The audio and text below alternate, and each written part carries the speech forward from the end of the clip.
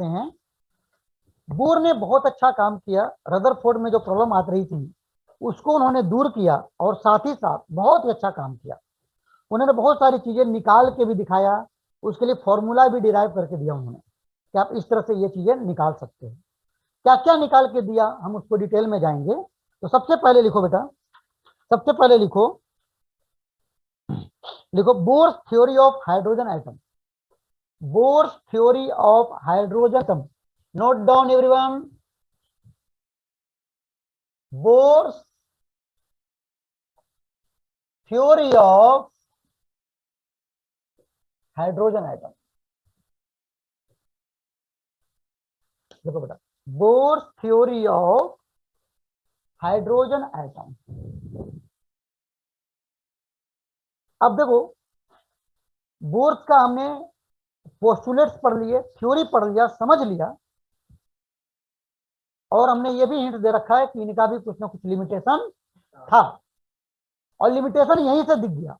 Limitation, bourse theory का limitation यहीं से दिख गया जैसे ही मैंने लिखा एच एटम। ये क्यों लिखा? केवल दुनिया में क्या हाइड्रोजन एटम ही होता है? आपने तो पूरा पीरियोडिक टेबल याद रखा है, कितना याद किया है? 109, 111, कितना याद कर लिया है ना? है इतने एलिमेंट याद कर रखा है। लेकिन जब यहाँ पे मैं पढ़ाने की बात आ रही है, बोर थ्योरी की बात आ रही है, तो हाइड्रोजन एटम की ये क्यों लिखा सर आपने? तो यहीं से बोर का लिमिटेशन शुरू हो जाता है, यहीं से बोर का लिमिटेशन शुरू हो जाता है कि बोर का जो थ्योरी है वो सक्सेसफुल हाइड्रोजन एटम के लिए है या हाइड्रोजन लाइक एटम के लिए है। ठीक है, हाइड्रोजन लाइक एटम मतलब क्या? हाइड्रोजन एटम का मतलब, हाइड्रोजन एटम का मतलब ये हुआ कि जिसमें एक इलेक्ट्रॉन है, जिसमें एक इलेक्ट्रॉन है। हाइड्रोजन लाइक का मतलब क्या? जो हाइड्रोजन जैसा बन जाता है। जैसे हाइड्रोजन के बाद कौन सा होता है बेटा? हीलियम। हीलियम में दो इलेक्ट्रॉन होने चाहिए, अगर इसमें से एक इलेक्ट्रॉन निकाल दिया तो क्या हो जाएगा बाबू? He प्लस हो जाएगा। क्या हो जाएगा? He प्लस हो जाएगा, हीलियम आयन, है ना? तो ये क्या हो गया? ये हाइड्रोजन लाइक एटम बोलते हैं इसको। क्या बोलते हैं इसको? क्योंकि हाइड्रोजन जैसा हो गया, this is called hydrogen like atom. Similarly hydrogen helium, helium के बाद क्या होता है बाबू? लिथियम। लिथियम में तीन होते हैं इलेक्ट्रॉन, अगर इसमें से दो निकाल दो तो क्या हो जाएगा? Lithium 2 plus. लिथियम 2 प्लस क्या हो गया? हाइड्रोजन लाइक एटम बन गया। तो बोर का जो कॉन्सेप्ट था, जो सक्सेसफुल रहा, जो अच्छे से फिट बैठे, वो हाइड्रोजन पे बैठता है या हाइड्रोजन लाइक एटम पे बैठता है। बात समझ आ गई? तो लिमिटेशन इनकी यहीं से शुरू हो जाती है। जैसे ही मैंने लिखा bore theory of H atom, वहीं से शुरू हो जाती है इनकी लिमिटेशन। यानी कि इनका जो है, जो कॉन्सेप्ट है, जो फंडा रहेगा, वो ज्यादा शूट करेगा किस पे? हाइड्रोजन एटम पे या हाइड्रोजन लाइक एटम पे शूट करेगा। बात में आ गई? लिमिटेशन शुरू हो गया यहाँ से। लिमिटेशन में लिखवाऊंगा भी, चिंता मत करो, बट यहाँ से मैं समझा दिया आपको। तो बोर का थ्योरी हाइड्रोजन या हाइड्रोजन लाइक एटम के लिए शूट ज्यादा करता है। Now the point is, bore ने रेडियस भी निकाल के दिखाया। बोर ने किसी भी एटम का कोई भी इलेक्ट्रॉन रिवॉल्व रहा है तो उसकी रेडियस कितनी होती है, इन्होंने ये भी निकाल के दिखाया। ठीक है, तो पहला लिखो रेडियस। लिखो, लिखो परमिसिबल रेडियस ऑफ ऑर्बिट्स। लिखो बेटा, परमिसिबल रेडियस ऑफ ऑर्बिट्स।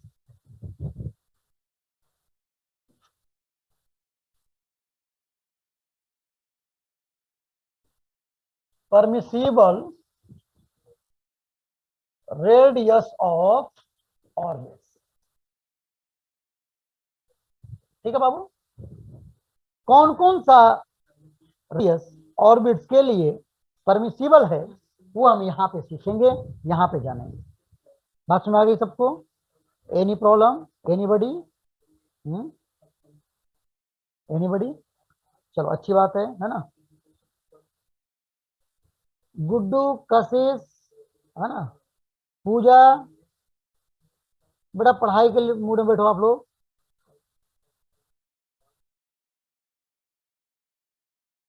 ठीक है। हाँ ठीक है। तो सबसे पहले हम लोग पढ़ेंगे रेडियस ऑर्बिट्स का क्या होगा, जो परमिसिबल होता है वो मुझे जानना है।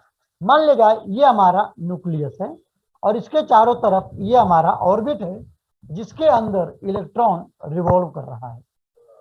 क्या कर रहा है? इलेक्ट्रॉन रिवॉल्व कर रहा है। आपको पता है अगर इसकी एटॉमिक नंबर जेड होती है, जेड, मैं बताऊंगा आगे अगला चैप्टर में डिटेल में भी। जेड अगर इसका एटॉमिक नंबर है तो इसके सेंटर में, न्यूक्लियस में, नंबर ऑफ प्रोटॉन्स कितने होंगे? जेड के बराबर होंगे। जब जेड के बराबर होंगे तो सेंटर में, न्यूक्लियस के अंदर पॉजिटिव चार्ज होगी। कितना होगा? प्लस जेड ई के बराबर होगा। क्या होगा बाबू? प्लस जेड ई के बराबर होगा। और जब प्लस जेड ई के बराबर होगा तो ये इलेक्ट्रॉन, अगर मैं बोलूं कि भी स्पीड से ये रिवॉल्व कर रहा है, क्या कर रहा है? ये भी स्पीड से रिवॉल्व कर रहा है और इसका मास एम ई है।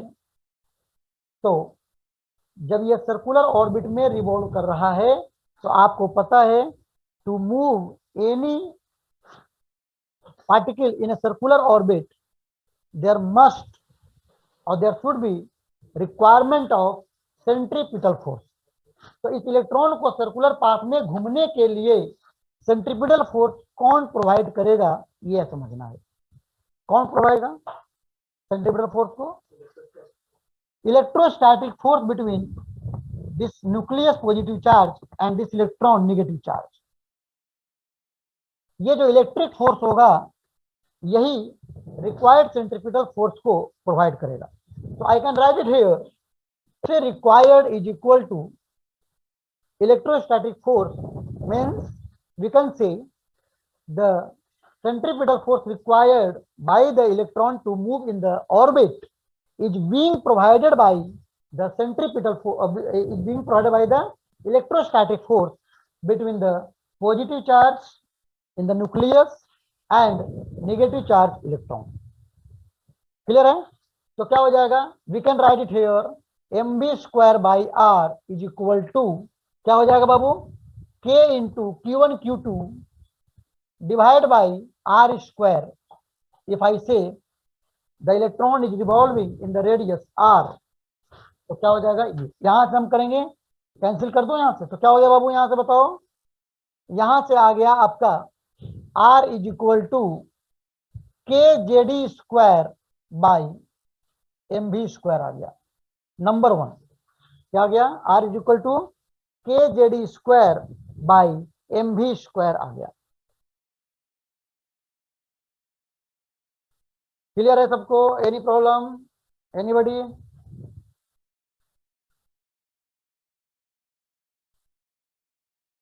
क्लियर है बाबू? ये हुआ पहला। ठीक है, दूसरा लिखो, also from Bohr's quantization condition. From Bohr's quantization condition से क्या होना चाहिए?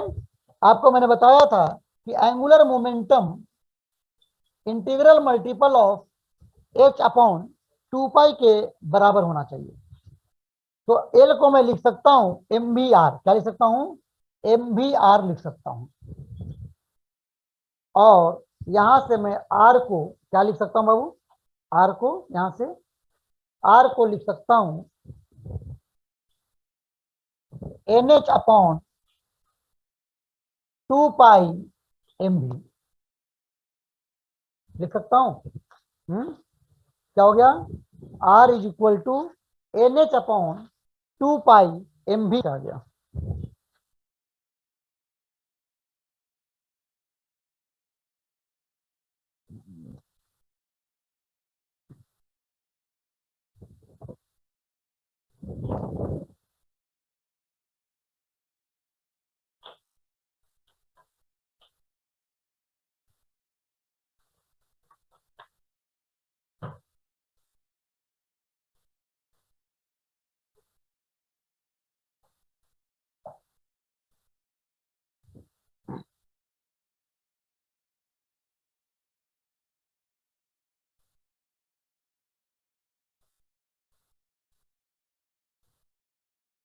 क्लियर है?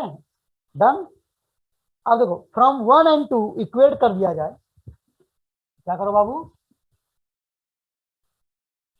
फ्रॉम 1 and 2 इक्वेट करो,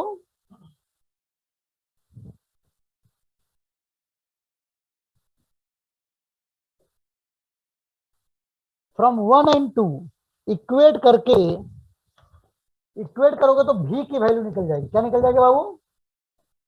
भी की वैल्यू निकल रही है, भी की वैल्यू निकल रही है। कितना निकल रही है भी की वैल्यू? 2 पाई के JD² by NH। आ रहा है सबको? नहीं आ रहा? आ रहा है बाबू? थर्ड,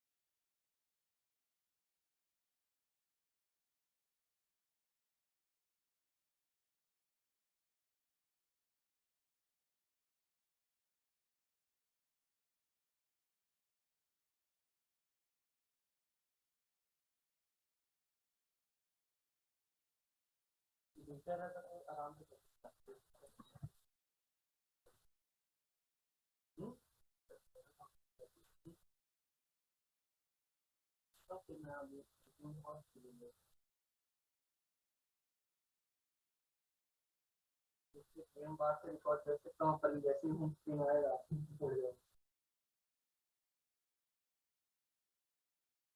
इसमें तो इतना वॉइस रिकॉर्डिंग नहीं, वो सेम बात से रिकॉर्ड करता है।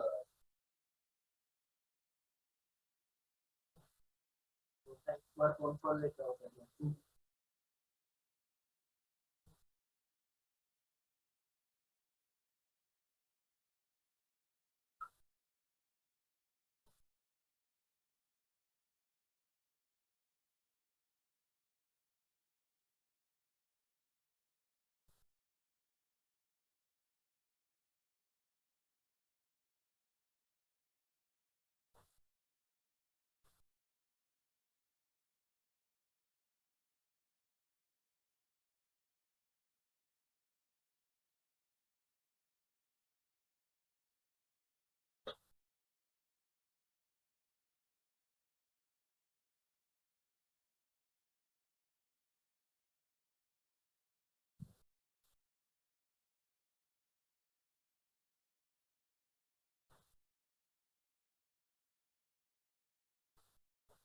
हाँ बाबू, ये आ गया।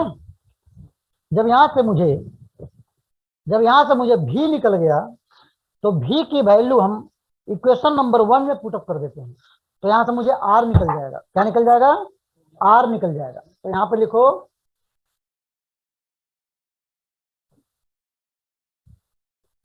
By putting the value of भी इन इक्वेशन नंबर 1। इस 1 नंबर इक्वेशन में पुटअप करो बाबू भी की वैल्यू, तो आपको आर की वैल्यू निकल के आ जाएगी।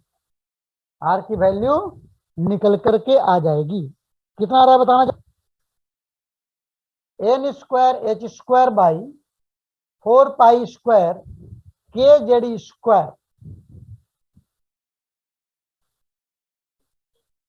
n² एम भी आ जाएगा, है ना? n²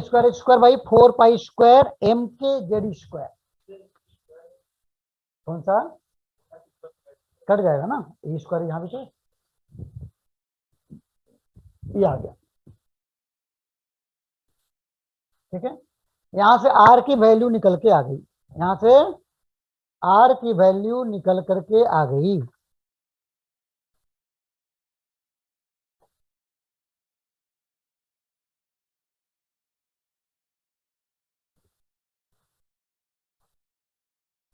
यहां से आर की वैल्यू निकल करके आ गई। ठीक है,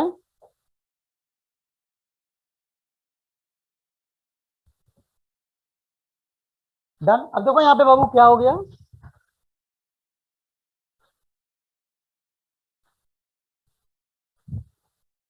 ये देखो, यहां पर मैं लिख सकता हूं H square by 4 pi square M K E square into N square by Z. लिख सकता हूं ऐसा, यस और नो?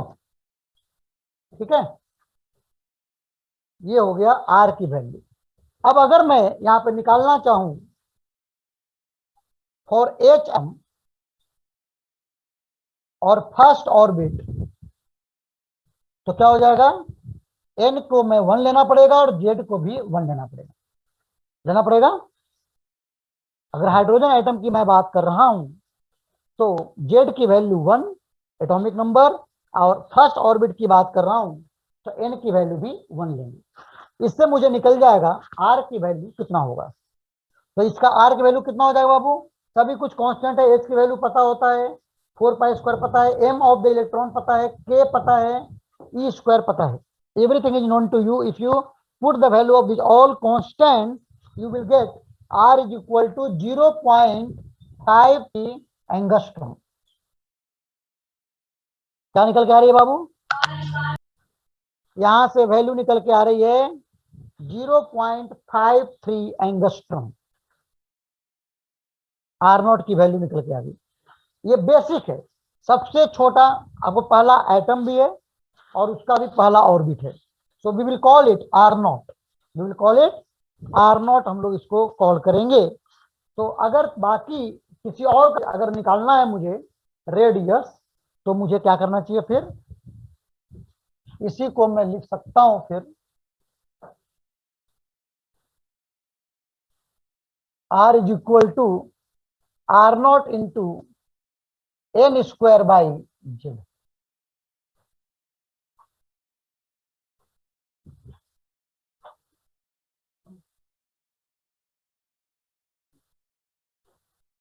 क्या लिख सकता हूं बाबू? लिख सकता हूं, यानी कोई भी रेडियस किसी भी एटम का निकालना हो, कोई भी ऑर्बिट, नंबर ऑफ ऑर्बिट, तो आप इस फॉर्मूले को यूज कर सकते हो जहां पे आर नॉट की वैल्यू 0.53 एंगस्ट्रम हम ले सकते हैं। करेक्ट है, ये कांस्टेंट हो गया। तो इस तरह से इन्होंने, बोर ने रेडियस भी कैलकुलेट करके दिखाया। बोर ने रेडियस भी, एटम का अलग अलग ऑर्बिट का रेडियस इन्होंने कैलकुलेट करके बकायदा दिखाया। बात समझ आ गई सबको? क्लियर है? अच्छे से समझना, अच्छे से समझना। मैं आपको दिखाऊंगा कि जो मैं आज पढ़ाने वाला हूं इसमें से दो क्वेश्चन, दो क्वेश्चन आज से ठीक 6 दिन पहले आईआईटी में ही क्वेश्चन में आया हुआ है। दो क्वेश्चन है, यानी 10 नंबर का डिफरेंस हो सकता है केवल इतना समझने से। आज की क्लास इतनी इंपॉर्टेंट है। ठीक है बाबू, मैं आपको दिखाऊंगा क्वेश्चन भी, डोंट वरी फॉर दैट। तो आर क्या हो गया? R not into N square by Z आ गया। ठीक है, क्लियर है? और वो क्वेश्चन सारे लोग बना सकते हैं, चिंता की बात नहीं है। हो गया, डन। ये रेडियस के बाद बोर ने, जब इलेक्ट्रॉन चक्कर काट रहा है किसी भी ऑर्बिट में तो उसकी वेलोसिटी कितनी होगी, इसके बारे में भी उन्होंने बात किया और उसको भी उन्होंने कैलकुलेट करके दिखाया। तो नेक्स्ट इसी में लिखो, सब टॉपिक लिखो, लिखो बाबू सब topic speed of electron. Next लिखो स्पीड ऑफ इलेक्ट्रॉन। यानी कि अगर इलेक्ट्रॉन चक्कर काट रहा है किसी ऑर्बिट में तो उसकी स्पीड क्या होगी, आपको ये बात करना है।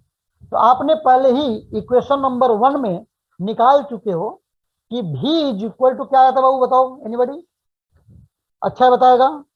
क्या बाबू v का फॉर्मूला क्या बताया था? क्या बताया था बाबू, बताओ। 2 pi k z JDS square by by NH। N h, by n h, very good, है ना, बहुत अच्छी बात है। तो यहाँ पे क्या हो गया बाबू, 2 pi K E square by H into Z by N लिख सकता हूं, यस और नो, लिख सकता हूं, यस और नो, ठीक है। अब देखो ये पूरा कांस्टेंट है, और ये डिपेंड करेगा कि किस एटम की बात हो रही है और किस ऑर्बिट की बात हो रही है, उस पर डिपेंड करेगा, but this things is constant, this is constant, ठीक है। इस कांस्टेंट को हम न देंगे, इस कांस्टेंट को हम रिप्रेजेंट करेंगे अल्फा से, किससे करेंगे बाबू, एक काम करूं, अल्फा नहीं, एक काम करूं, इसको ना पहले तुम एक काम करो, और एक काम और कर देता हूं पहले, wait for a minute, wait for a minute, है ना, इसको थोड़ा सिंपल कर देता हूं। यहां लिखो फॉर एच एटम,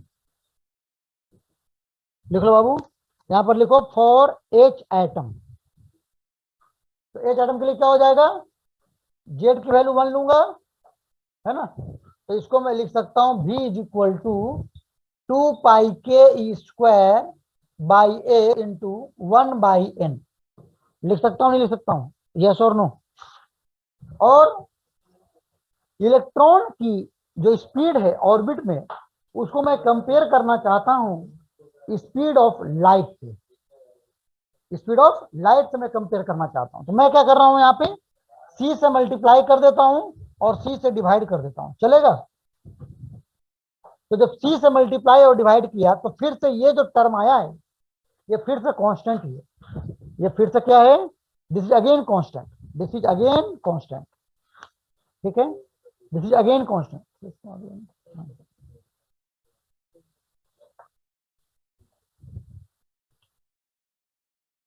ठीक है, देख रहे ना, दिस अगेन कांस्टेंट, ठीक है। और इस कांस्टेंट को हम रिप्रेजेंट करेंगे अल्फा से, alpha into c by n, क्या करेंगे, इस v को लिखूंगा alpha into c by n, alpha into c by n, और अल्फा को हम नाम देते हैं, अल्फा को हम बोलते हैं fine structure constant, fine structure constant, ठीक है। और इसकी वैल्यू होती है, सी की, अल्फा की वैल्यू होती है 1/137, 1/137, इसका मतलब ये हुआ कि मैं v को लिख सकता हूं 1/137 इंटू सी बाई एन, यानी कि इलेक्ट्रॉन की स्पीड, अगर फर्स्ट ऑर्बिट की बात करूं तो उसमें उसमें कितना हो जाएगा स्पीड, स्पीड ऑफ लाइट का 1/137 टाइम्स होगा, कितना होगा, 1/137 times of the speed of light होगा, ठीक है। लेकिन फिर भी इसके बावजूद भी कितना हाई स्पीड है, you can imagine, and this is the first orbit, but if you go for the second orbit तो क्या हो जाएगा, उसका और आधा हो जाएगा, यानी जैसे जैसे तुम बाहर जाते जाओगे स्पीड ऑफ इलेक्ट्रॉन क्या होगा, डिक्रीज करता जाएगा, और जितना अंदर रहेगा उतना फास्ट वो घूमेगा, यहां से यही पता चल रहा है ना, क्लियर है, एनी प्रॉब्लम बाबू अप टू हेयर, किसी को भी तो बोल देगा, क्लियर है, यहां पे लिख दो बाबू, where C is speed of light, लिख लो बाबू, where C is speed of light. तो इस तरह से रिवॉल्विंग इलेक्ट्रॉन का, इस तरह से रिवॉल्विंग इलेक्ट्रॉन का मुझे स्पीड भी पता चल गया, स्पीड भी पता चल गया, क्लियर है, डन, वेरी गुड। आगे बढ़े, नेक्स्ट टॉपिक लिखते हैं अब हम लोग, एनर्जी ऑफ इलेक्ट्रॉन। अगर ये इलेक्ट्रॉन चक्कर काट रहा है, रिवॉल्व कर रहा है around the nucleus, then what should be the energy of this electron, उसकी चर्चा करते हैं हम लोग, ठीक है। तो नेक्स्ट पॉइंट लिखो, एनर्जी ऑफ इलेक्ट्रॉन, लिखो बाबू, एनर्जी ऑफ द इलेक्ट्रॉन। ठीक है, कितनी एनर्जी होगी हम इसकी बात कर रहे हैं। तो सबसे बड़ी बात यह है कि इलेक्ट्रॉन रिवॉल्व कर रहा है ऑर्बिट में विथ स्पीड भी, तो ऑब्वियस सी बात है कि इसमें काइनेटिक एनर्जी होनी चाहिए। क्या होनी चाहिए इसमें? काइनेटिक एनर्जी इसमें होनी चाहिए।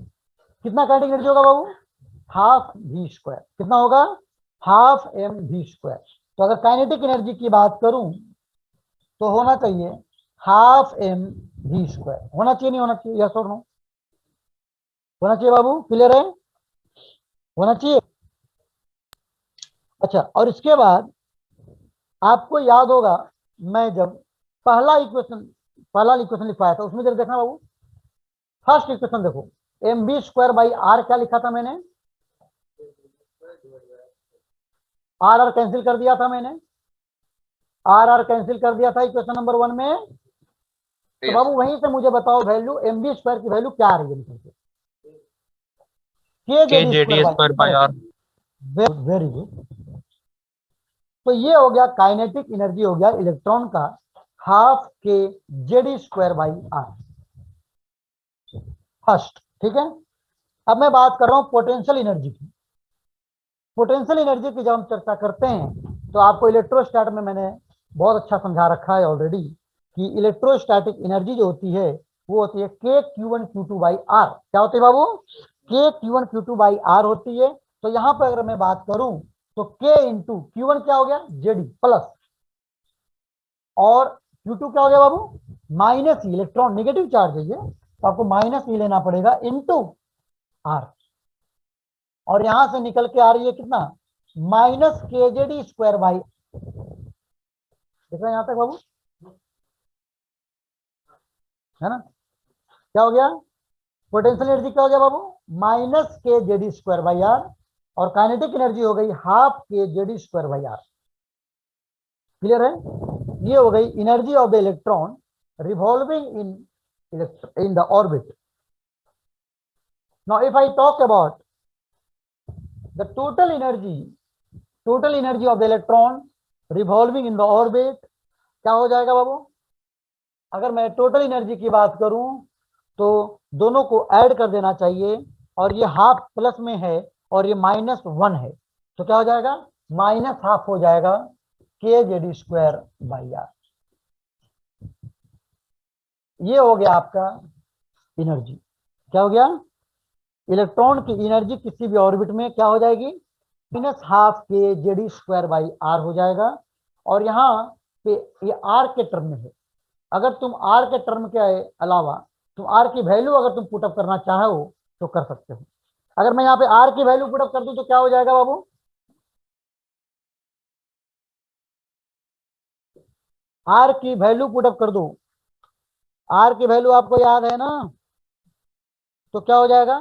जब आर की वैल्यू पुटअप करोगे यहाँ पे, तो जब सब कुछ सोल्व कर देते हो, आर की वैल्यू पुटअप करके सोल्व करोगे तो ये तुम्हारा आ जाएगा माइनस टू पाई स्क्वायर। लिखो, minus two pi square M के square Z square E to the power 4 divide by N square H square, ये आ जाता है।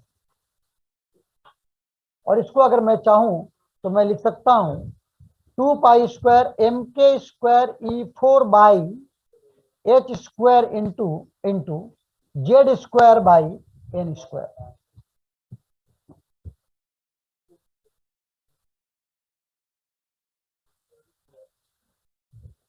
ठीक है बाबू, लिख लो अच्छे से।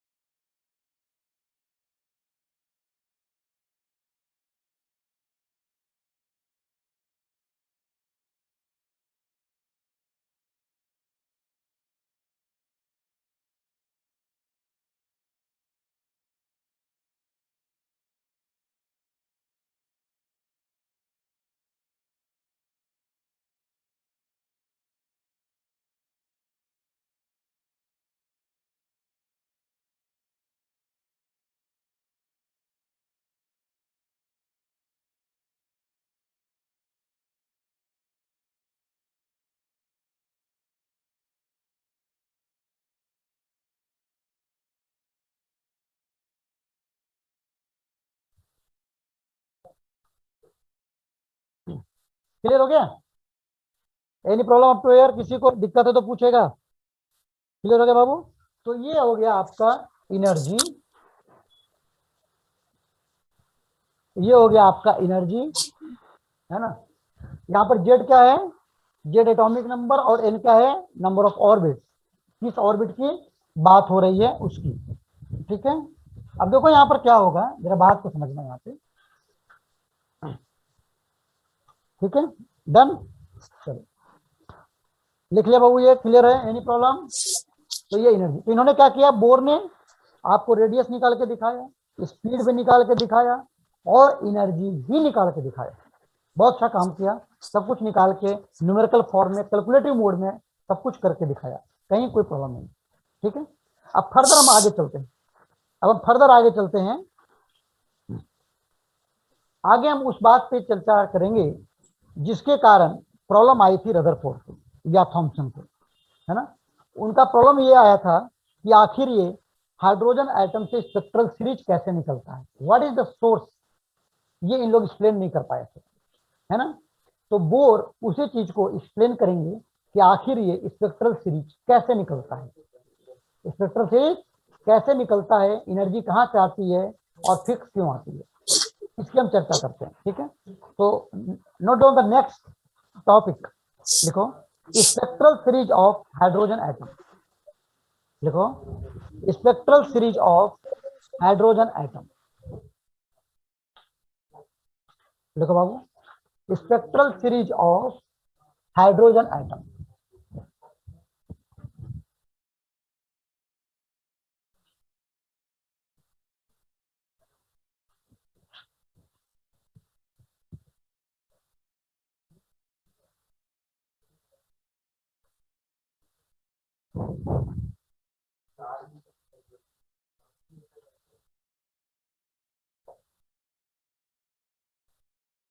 Spectral series of hydrogen atom,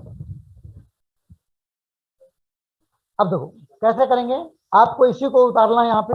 ठीक है, तो एनर्जी आपको पता होता है कि हर ऑर्बिट में अलग अलग होता है, क्या होता है, हर ऑर्बिट में अलग अलग होता है, एटॉमिक नंबर है। हम लोग यहाँ पे चर्चा किसकी कर रहे हैं, एच एटम की। तो जब एच एटम की बात कर रहे हैं तो जेड की वैल्यू क्या हो जाएगी बाबू, for H atom Z is equal to 1, therefore energy can be written as minus 2 pi square M के square E four divide by H square into 1/n square, ऐसा लिख सकते हैं, और नो, यस और नो। अब जरा ध्यान दो बाबू, यहाँ पे ध्यान दो, यहाँ पे ध्यान दो सभी लोग, गौर करने की बात है।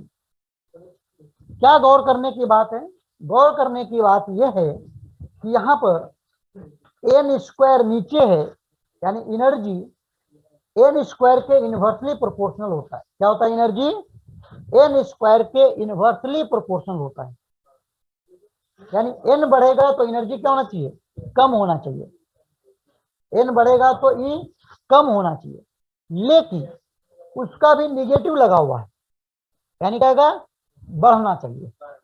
यानी कि ये ई देखने में लग रहा है इनवर्सली प्रोपोर्शनल, लेकिन निगेटिव होने की वजह से ये क्या हो जाएगा, डायरेक्टली प्रोपोर्शनल हो जाएगा, directly proportional to n square.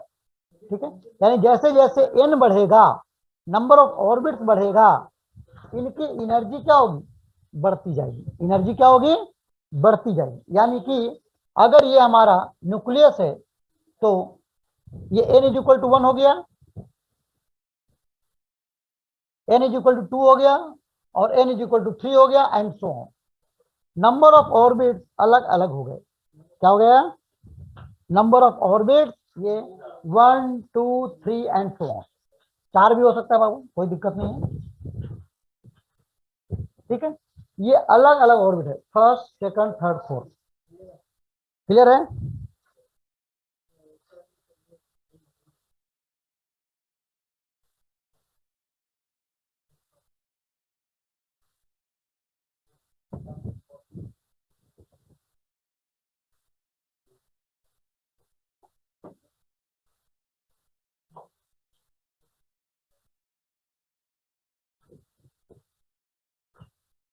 Clear है बाबू सभी लोगों को? डन। तो ये क्या हो गया आपका, ये हो गया आपका ऑर्बिट। और आपको पता चल गया कि जितना n ज्यादा रहेगा एनर्जी उसमें उतना ही ज्यादा रहेगा। तो वी कैन से कि मान लिया जाए फर्स्ट ऑर्बिट में एनर्जी लेवल 1 है, E1, इसमें E2, E3, E4, सबको मैंने सारे ऑर्बिट का एक अलग अलग एनर्जी होगा, मैंने उसको एनर्जी लेवल बोला।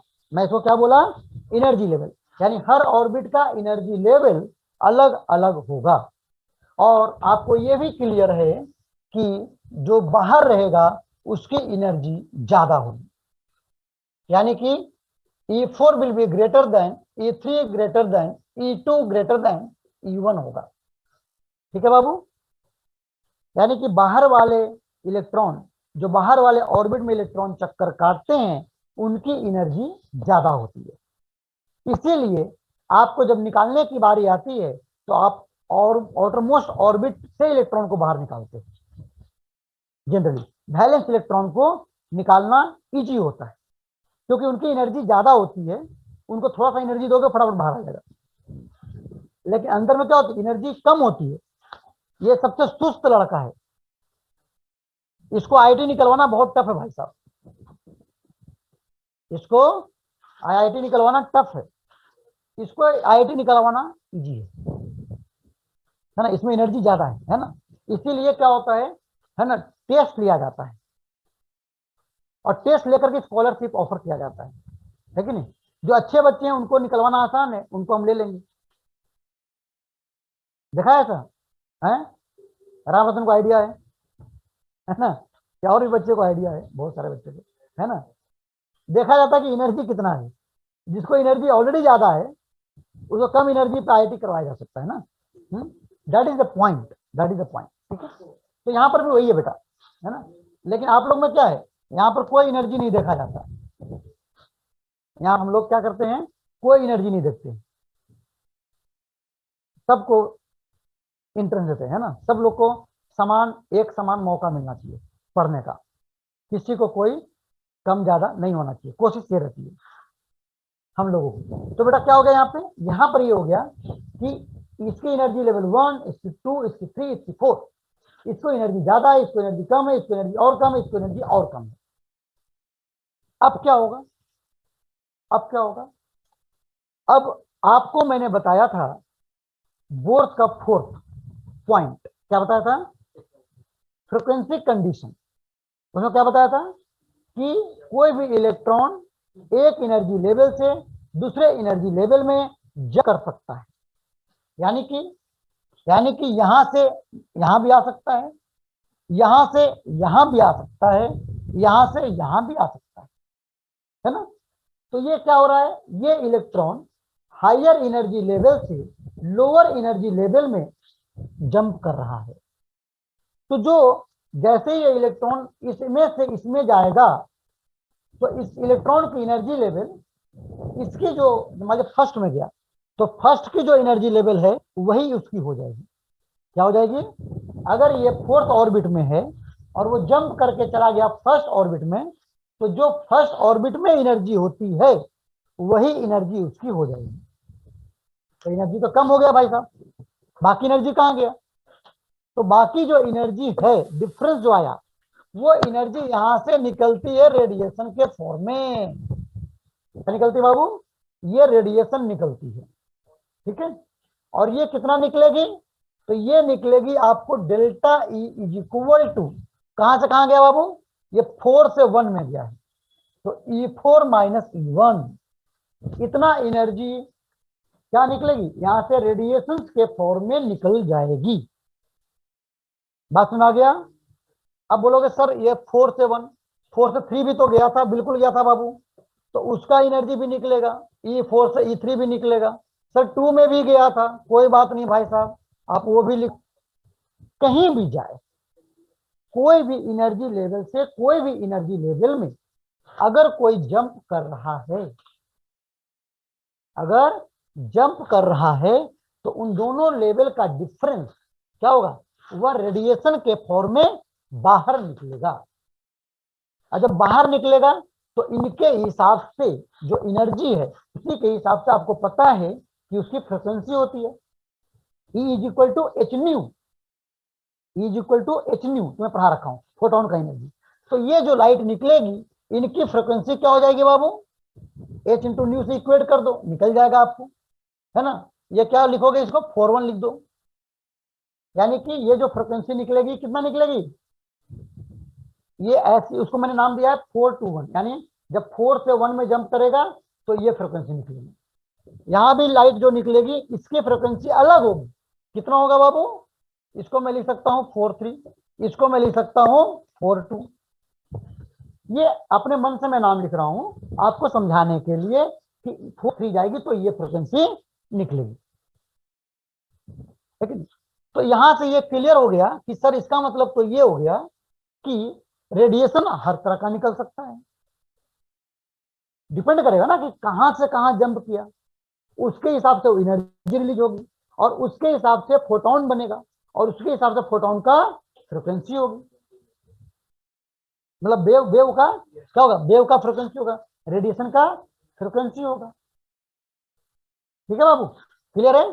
तो ये आपको फ्रिक्वेंसी अलग अलग आपको मिलेगी, डिपेंड करेगा कि कहां से कहां वो जंप किया है, ठीक है। और ये तुम खुद आराम से निकाल सकते हो, निकाल सकते हो नहीं निकाल सकते हो, अरे अर्णव, यस सर। विकास, निकल जाएगा बाबू, ऋतिक, जितेश, और एक लड़का था भाई ज्वाइन किया था कल, क्या नाम है, रोहित, यस सर। रोहित है, चला गया, हाँ राहुल, सॉरी राहुल, राहुल है, चला गया, चला गया, अच्छी बात है, एक आध क्लास बाद ज्वाइन करेगा, है ना।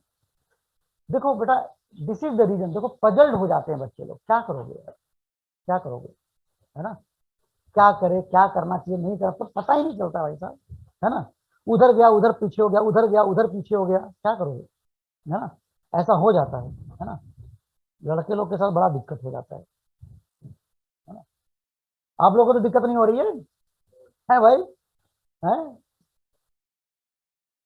देखा, है ना, एक बार आराम से तुम पालथी मार के बैठ गए हो, बैठे हुए हो, है ना, बस सब अपने आप मिलता जा रहा है, नहीं, टाइम पे कोर्स खत्म हो रहा है, कोई चिंता नहीं है कि नहीं।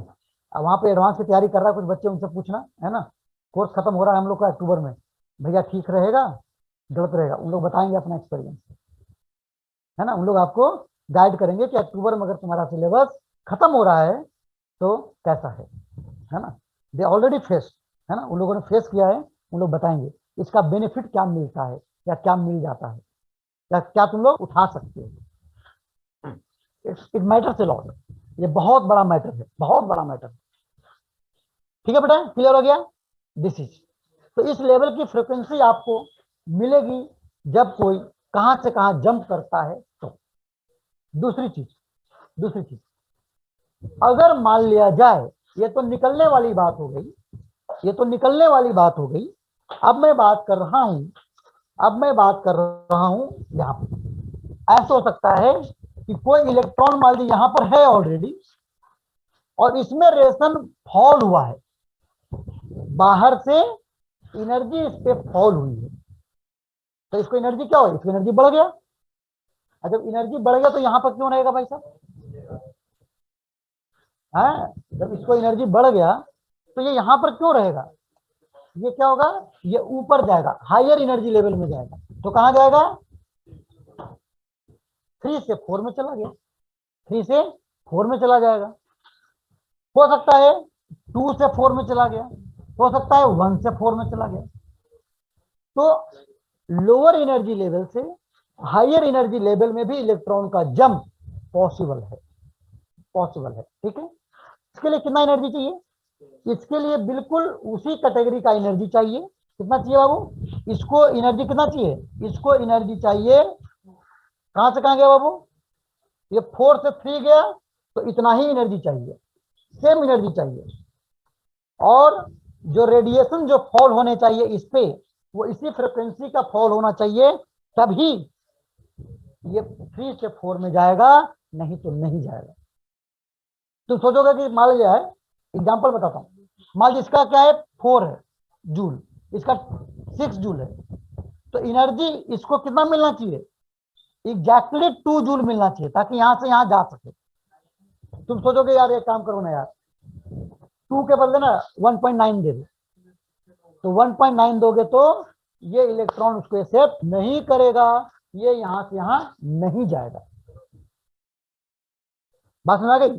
एनर्जी तुम कम नहीं दे सकते हो, अगर किसी पर्टिकुलर से पर्टिकुलर ऑर्बिट में भेजना है तो उनके बीच का जो डिफरेंस है एग्जैक्टली वही आपको प्रोवाइड करना पड़ेगा, तभी उससे जंप करके वो दूसरे ऑर्बिट में जाएगा। आप कम नहीं दे सकते, कम नहीं दे सकते। अब तुम सोचोगे मान लीजिए इसका है, इसका 4 है, इसका मान लीजिए 3 है। अब तुम सोचोगे कि एक काम करो यार, इसको ना 1 का डिफरेंस है 2 और 3 में, तो इसको 0.9 दे दो, तो 0.9 जूल अगर एनर्जी दोगे तो ये 3 से 4 में जंप नहीं करेगा। तुम सोचोगे थोड़ा ज्यादा दे दिए, 1.1 दे दो, तो 1.1 दोगे तो क्या होगा, ये 4 से बाहर जाना चाहिए है, ये कहा जाना चाहिए 1 से ज्यादा दे दिए तो ये यहां पर आकर रुकेगा, तो ये क्या, ये ऑर्बिट परमिसिबल है बाबू, ये यहां से थोड़ा बाहर निकल गया, परमिसिबल है नहीं, परमिसिबल है, इसलिए 1.1 भी एक्सेप्ट नहीं करेगा। ये एग्जैक्टली जो डिफरेंस है उतना ही एनर्जी आपको देना पड़ेगा और उतना ही एनर्जी वो निकालेगा भी, प्लस माइनस थोड़ा बहुत ज्यादा कम नहीं चलेगा, है समझ में?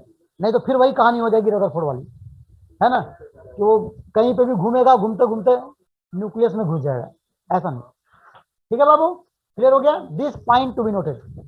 तो ये हो गया आपका डेल्टा ई, कैसे रिलीज होता है, कैसे गेन करता है। दूसरी बात, अब यहां पर देखो ये क्या है, कहां से कहां ये इलेक्ट्रॉन जंप करता है, उसके अकॉर्डिंग ये मल्टीपल स्पेक्ट्रल लाइंस मिल सकते हैं, एनर्जी मिल सकती है, अलग अलग वेवलेंथ का रेडिएशन मिल सकता है, अलग अलग फ्रिक्वेंसी का रेडिएशन मिल सकता है। तो ये जो बनता है ग्रुप, इसी को हम नाम देते हैं स्पेक्ट्रल सीरीज। इसी को क्या बोलते हैं बेटा, इसी को बोलते हैं स्पेक्ट्रल सीरीज, ऐसा में। अब जो क्वेश्चन था थॉमसन वाले में कि स्पेक्ट्रल सीरीज निकलता वो कहां से निकलता है, उसका आंसर दे दिया बोर ने, यस और नो? स्पेक्ट्रल सीरीज का रीजन क्या है, सोर्स क्या था, वो पता चल गया बाबू, बोर ने बता दिया। इसके वजह से स्पेक्ट्रल सीरीज निकलती है, इसके वजह से जब कोई इलेक्ट्रॉन हायर एनर्जी लेवल से लोअर एनर्जी लेवल में जंप करेगा तो डिफरेंस ऑफ एनर्जी वो रेडिएशन के फॉर्म में बाहर निकलता है। That is the reason for the spectral series from the atom. Clear है बाबू सबको? 100% क्लियर हो गया बाबू सभी लोगों को? Any problem? Very good, very good, very good. अब इसको हम आगे लेके जाओ। ये तो मैंने आपको कॉन्सेप्ट समझा दिया, उतार लो प्लीज, बहुत अच्छा कॉन्सेप्ट है ये, it's very very important, you must have to note it. उतार लिया? Now let's come to the point. अब यहां पर मैं निकालूंगा कुछ और, है ना, यहां पर मैं निकालूंगा आखिर उसका वेवलेंथ क्या हो सकता है, जो रेडिएशन निकलेगी उसकी वेव नंबर क्या हो सकती है, हम उस पर चर्चा करते हैं। ठीक है, तो देखो बेटा यहां पर क्या हो गया, मान लिया जाए, देखो इसको अब जनरलाइज कर देता हूं, ये तो मैं समझा दिया, अब इससे जनरलाइज करके पढ़ाता हूं। ठीक है,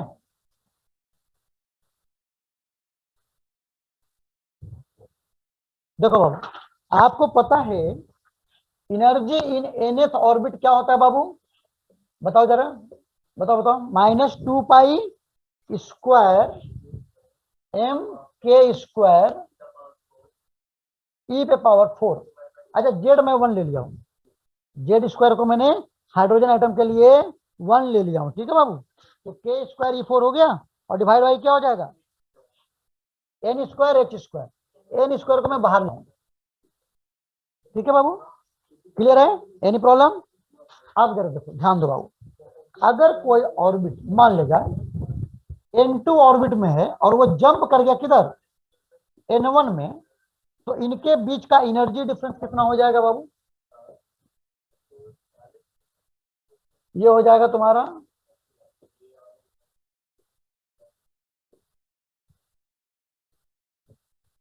क्या हो जाएगा, यहां से यहां गया है ना, तो क्या हो जाएगा 1/n2² / n1² लिख सकता हूं मैं, यस और नो। n2² में था और चला गया n1 में, तो इतना डिफरेंस जो लॉस होगा वो क्या होगा, वो रेडिएशन के फॉर्म में निकलेगी। ठीक है, अच्छा ये माइनस को अंदर कर दूं मैं, ये माइनस बाहर फोकट में है, इसको अंदर कर दिया जाए तो क्या हो जाएगा, ये जब अंदर जाएगा तो ये हो जाएगा n1 और ये हो जाएगा n2। यस और नो, यस और नो। सर रेडिएशन कब निकलेगा वो नहीं समझ आ रहा। रेडिएशन तब निकलेगा जब हायर एनर्जी लेवल से लोअर एनर्जी लेवल में जंप करेगा। आप लेट ज्वाइन किया और अपना आज ये से वो स्कूल से भी है। वीडियो देखना, वीडियो देखना, है ना, समझ में आएगा, पूरा अच्छा समझाया हुआ है ना, बहुत अच्छा से, है ना। क्या होता है मैं फिर से बता दूं, हायर एनर्जी लेवल से जब लोअर एनर्जी लेवल में जंप करेगा कोई भी इलेक्ट्रॉन, तो डिफरेंस ऑफ एनर्जी लेवल्स का एनर्जी जो आएगा वो रेडिएशन के फॉर्म में रेडिएट होता है। और अगर कोई lower energy level to higher energy level में जाएगा तो उतना एनर्जी को क्या करना पड़ता है, प्रोवाइड करना पड़ता है।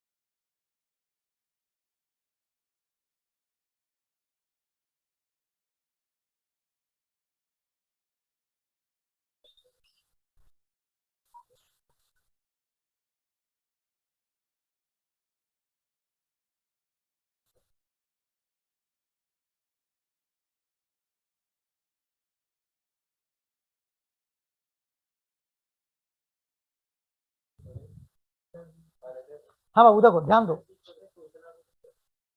ध्यान दो सभी लोग। तो क्या हो गया यहाँ पे, यहाँ पर हो गया आपका n1² - n2² हो गया, क्या हो गया, n1² - n2² हो गया।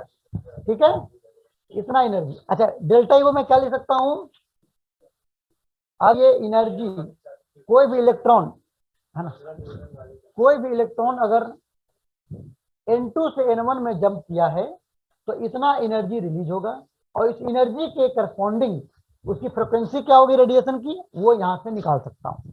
डेल्टा ई को मैं क्या लिख सकता हूं, डेल्टा ई को मैं एच न्यू लिख सकता हूं।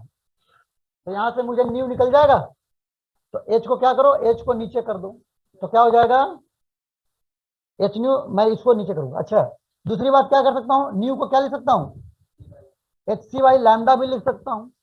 तो यहाँ से 1/λ मिल जाएगा, और एच सी को क्या करो नीचे लेके चले जाओ, तो क्या हो जाएगा 2π² m² divide by C H को नीचे लेके जाओगे तो this will become CH³ into 1/n1² - 1/n2² हो जाएगा। दिस बिकम्स 1/λ, और 1/λ को मैं क्या बोलता हूं, 1/λ को मैं वेव नंबर बोलता हूं, मैंने पहले ही बता रखा है आपको। तो this will become wave number is equal to 2 pi square M के square E4 divide by CH cube into 1 by N1 square minus 1 by N2 square. Correct है? डन। अब देखो ये बेटा ये कांस्टेंट है, ये क्या है आपका, दिस इज कांस्टेंट। ये क्या है, ये आपका कांस्टेंट है, और इस कांस्टेंट को हम प्रेजेंट करते हैं R से।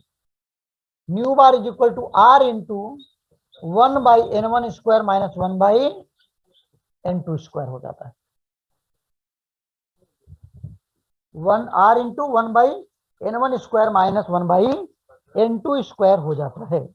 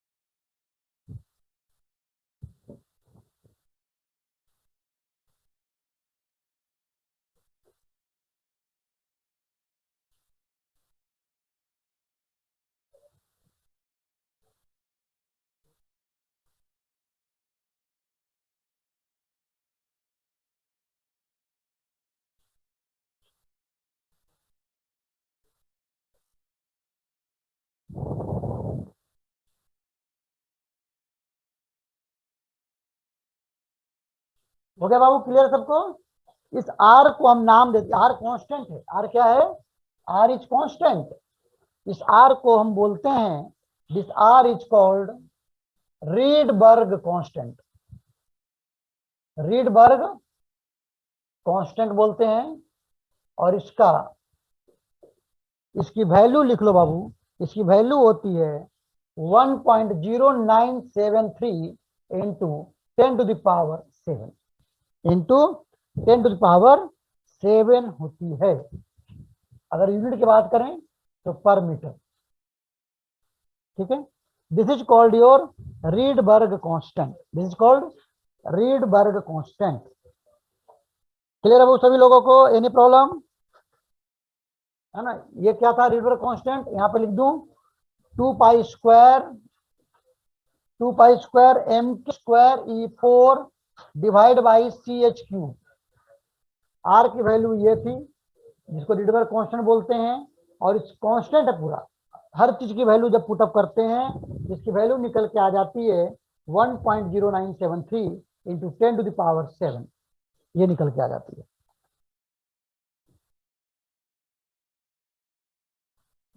क्लियर है बाबू? एनी प्रॉब्लम किसी को भी?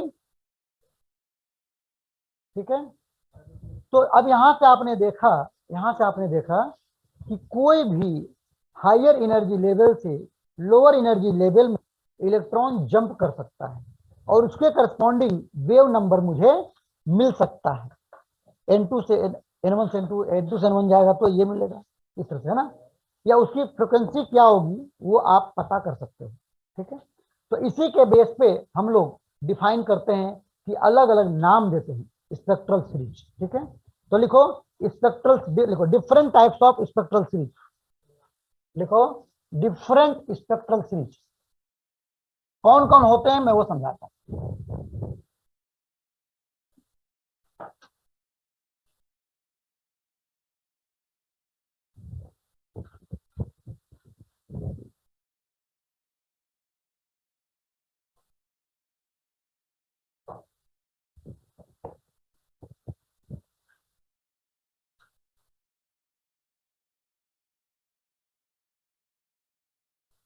सबको दिख रहा है बाबू?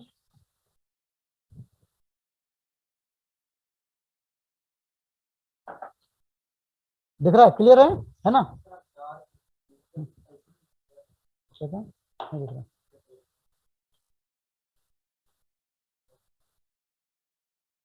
अच्छा, क्लियर है? Any problem?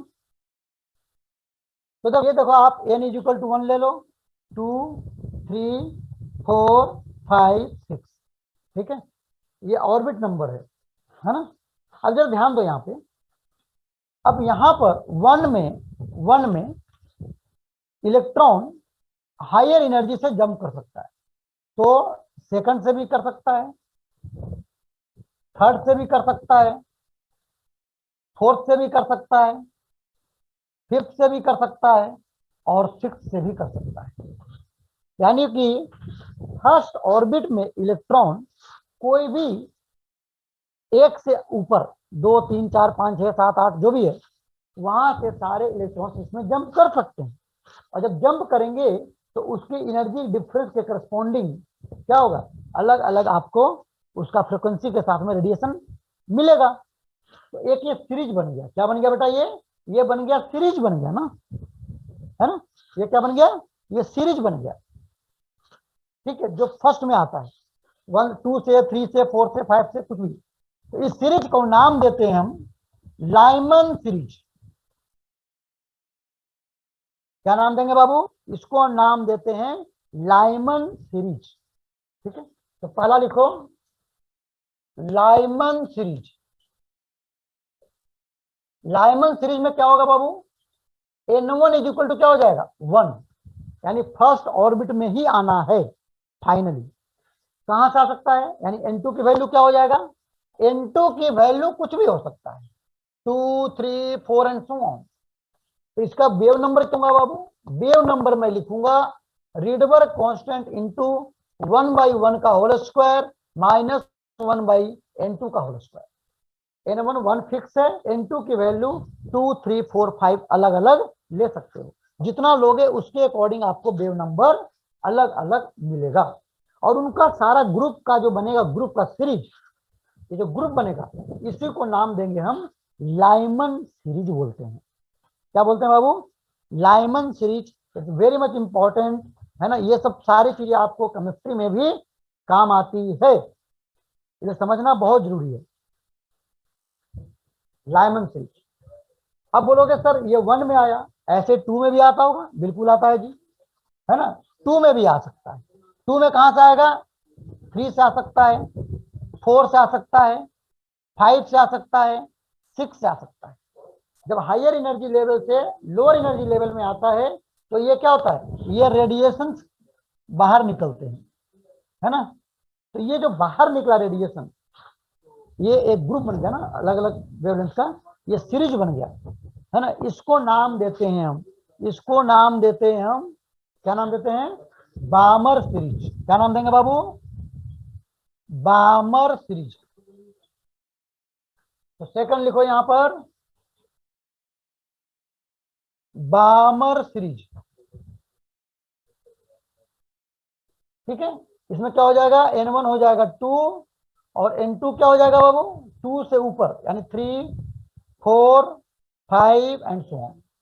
इसको न्यू बार लिखोगे तो क्या लिखोगे, Rydberg constant into 1/2 square minus 1/N2 का होल स्क्वायर।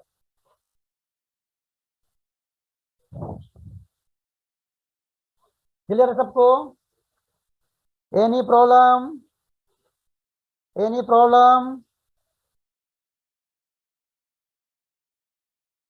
समझ में आ रहा है सभी लोगों को, क्लियर है। बहुत ही इंपॉर्टेंट टॉपिक है। अभियंका, अंजलि, सीमा, जगह रहो बेटा, है ना, ये सोने के चक्कर में आप लोग का नंबर नहीं आ पाता फिर, है ना। चलो आ गया बाबू, क्लियर हो गया। अब बोलोगे सर ऐसे 3 में भी होता होगा, यस 3 में भी होता है। तो 3 में नाम क्या बोलेंगे, नाम बोलेंगे पास्चन सीरीज। क्या बोलेंगे, पास्चन सीरीज बोलेंगे। सिमिलर फॉर्मूला लिख लो, सिमिलर फॉर्मूला लिख लो, थर्ड वाला भी सिमिलर बिल्कुल सेम। N1 क्या लोगे, N3 लोगे बाबू, N1 3 लोगे, N2 4 5 6 7 लोगे। खुद से लिखो सभी लोग, बिल्कुल सेम पैटर्न में, सभी लोग लिखो सेम पैटर्न में लिखो बाबू।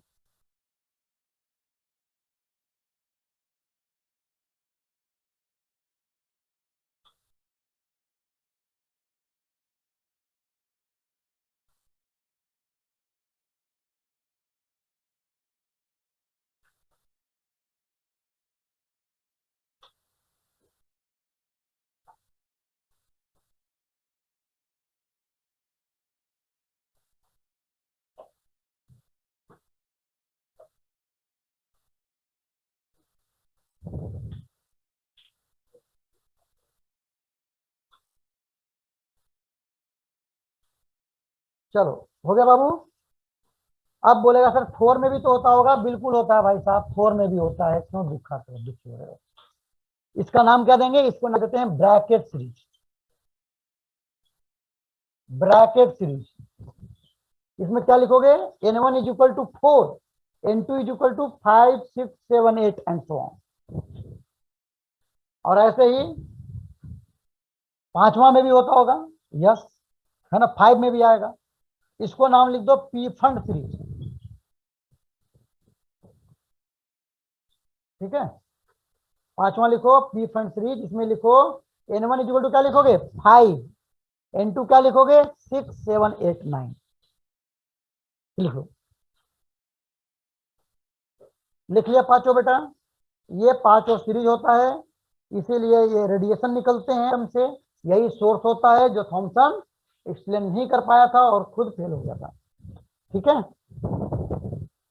ऐसे में बोर ने इस चीज को भी एक्सप्लेन किया बिल्कुल तरीके से,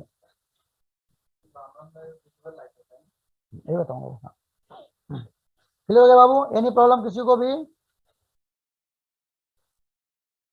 एनी प्रॉब्लम किसी को भी।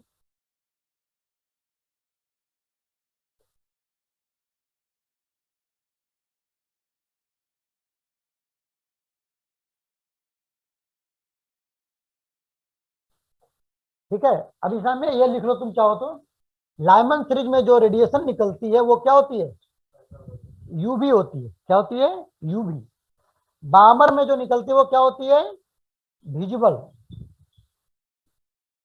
और थर्ड, थर्ड के बाद जो होती है वो क्या हो जाती है, इंफ्रारेड हो जाती है। लिख लो,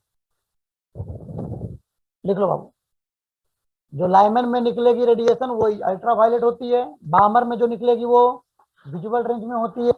और ऐसा पूछ सकता है ऑब्जेक्टिव में, स्कूल में, ठीक है, कि कौन सा सीरीज में रेडिएशन विजुअल रेंज में आती है, तो बामर, है ना, B for visual, B for बामर।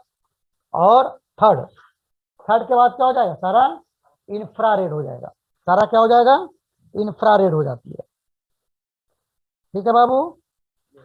चलो ये हो गया, तो ये हो गया स्पेक्ट्रल सीरीज, हो गया हाइड्रोजन एटम का। सभी लोगों को क्लियर हुए, यस और नो, क्लियर है बाबू। चलो अब आगे लिखो इसी बात पे, आगे लिखो बाबू,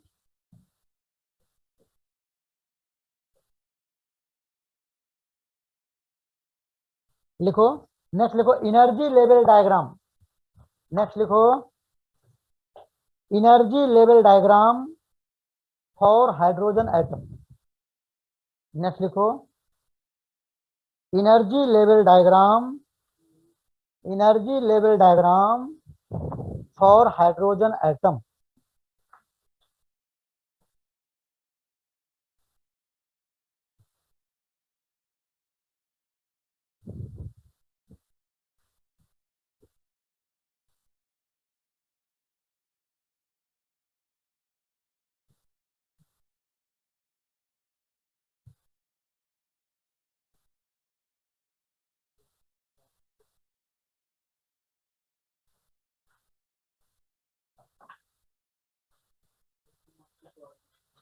ठीक है, एनर्जी लेवल डायग्राम। अब देखो जो एनर्जी लेवल डायग्राम, सुनो बेटा सभी लोग, आराम सुनो सब। देखो आपको पता है En, energy in nth orbit का फॉर्मूला मैंने क्या बताया था बाबू, -2π² m k स्क्वायर, क्या बताया था, k square E4 divide by क्या लिखा था,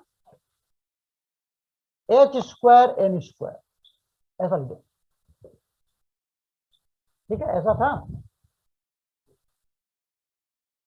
तो अगर मैं इसकी कांस्टेंट पूरी वैल्यू पुटअप कर दूं तो पता है कितना आ जाता है, ये आ जाता है इसकी वैल्यू -13.6 आ जाता है इलेक्ट्रॉन वोल्ट में। यानी कि energy in nth orbit, energy in nth orbit, n orbit में इलेक्ट्रॉन की एनर्जी कितनी होगी, -13.6 बाई n² होती है इलेक्ट्रॉन वोल्ट में, ठीक है। अब अगर मैं बात करूं कि एनर्जी लेवल से होता है, तो देखो यहाँ पर ऐसे करो, यहाँ लिखो n is equal to 1, n is equal to 2, n is equal to 3, n is equal to 4, n is equal to 5 and so. ठीक है बाबू, ये मैं हाइड्रोजन एटम के लिए काम कर रहा हूँ। ठीक है, यहाँ पर लिख रहा हूँ, यहाँ लिख दो फॉर हाइड्रोजन एटम, क्योंकि मैंने जेड की वैल्यू 1 ले रखा है। दूसरे एटम के लिए जेड की वैल्यू आपको लेना पड़ेगा। तो यहाँ पर ध्यान दो। अच्छा, जेड वाला देखो, सुन जाओ, मैंने आपको जेड वाला फॉर्मूला, जेड को 1 ले रखा हूँ यहाँ पे, क्योंकि बोर हाइड्रोजन के लिए काम किया है। लेकिन मैंने जो जितने फॉर्मूले आपको पढ़ाए हैं वो जेड वाले के साथ भी लिखवाया हूँ। आपको वो ध्यान रखना है, क्योंकि कभी कभी क्या करता है ना, वो दूसरे आइटम के लिए बात कर देता है। ठीक है, तो वहां पर आपको जेड का रिलेशन पता होना चाहिए कि जेड बढ़ने से क्या हो रहा है, घट रहा है, बढ़ रहा है। तो जेड वाला रिलेशन भी कान खोल के सुन लो, याद रखना है आप लोगों को, क्योंकि उस पर क्वेश्चन पूछ देते हैं। ठीक है, हाँ चलो ये आ गया बाबू, एन इंटू -13.6/n²। तो यहाँ पर अगर नंबर 1 फर्स्ट ऑर्बिट की बात करूं तो एनर्जी कितना हो जाएगा,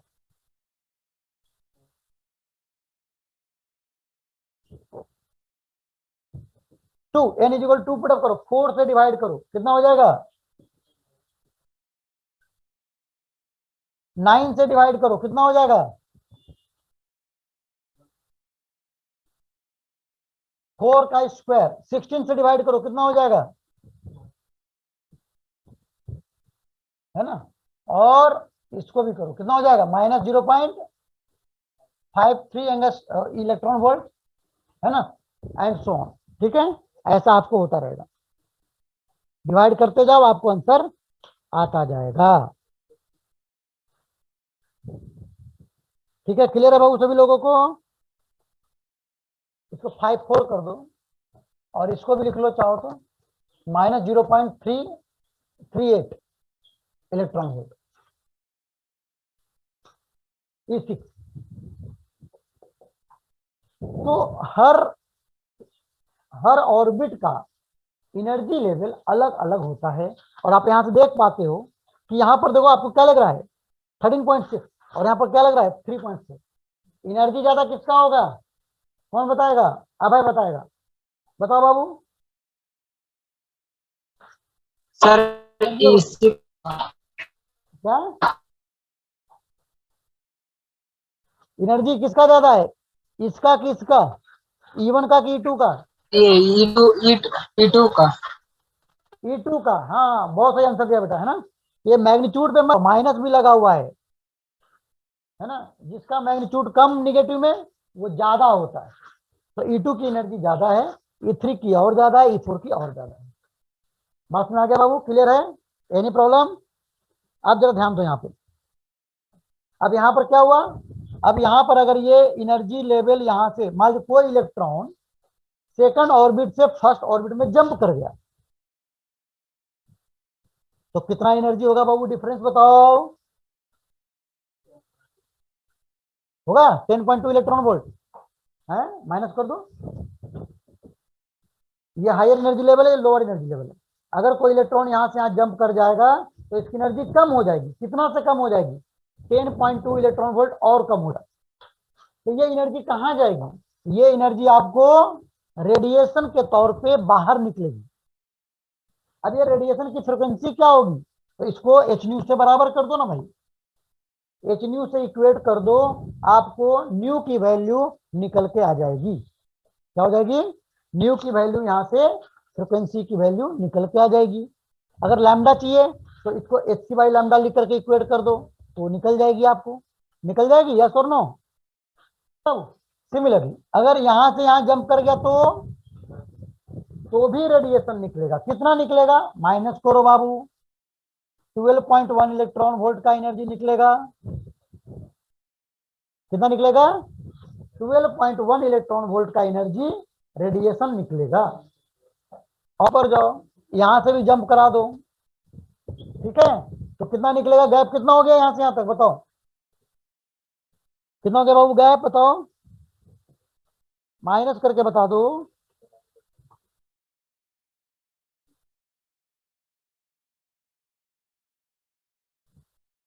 आ गया? जो भी है आप करते जाओगे, निकलता जाएगा, ठीक है। और ऐसे निकलेगा, यहां से भी आ जाओ। तो ये जो नंबर ऑफ अलग अलग रेडिएशन निकला, अलग अलग वेवलेंथ का, अलग अलग फ्रिक्वेंसी का, ये एक सीरीज दिया, इसी को हम बोलते हैं लाइमन सीरीज। इसी क्या बोलते हैं बाबू? This is called Lyman series. जब इलेक्ट्रॉन वन फर्स्ट ऑर्बिट में जंप करके रेडिएट करता है कुछ एनर्जी, तो उसको बोलते हैं लाइमन सीरीज। क्या बोलेंगे? उसको बोलते हैं लाइमन बोलते हैं, ठीक है। एंड सिमिलरली क्या हो सकता है? 2 पे भी जंप कर सकता है, ठीक है। तो इसको क्या बोलेंगे? बामर सीरीज बोलेंगे। 3rd पे भी जंप कर सकता है, 4 से 5 से, इसको क्या बोलेंगे? फास्टन सीरीज बोलेंगे। और 4 पे भी आ सकता है, इसको क्या बोलेंगे? ब्रैकेट सीरीज बोलेंगे। और 5 पे भी आ सकता है, इसको क्या बोलेंगे? पीफंड सीरीज बोलेंगे। ऐसा में उतार लो, उतार लो बाबू, सभी लोग अच्छे से समझ के। अब पता चल गया कितना इलेक्ट्रॉन, कितना एनर्जी रिलीज होगा, कहां से कहां जंप करने पे, है ना। ये बहुत काम का है, बहुत काम का, इसको अच्छे से समझना है बाबू।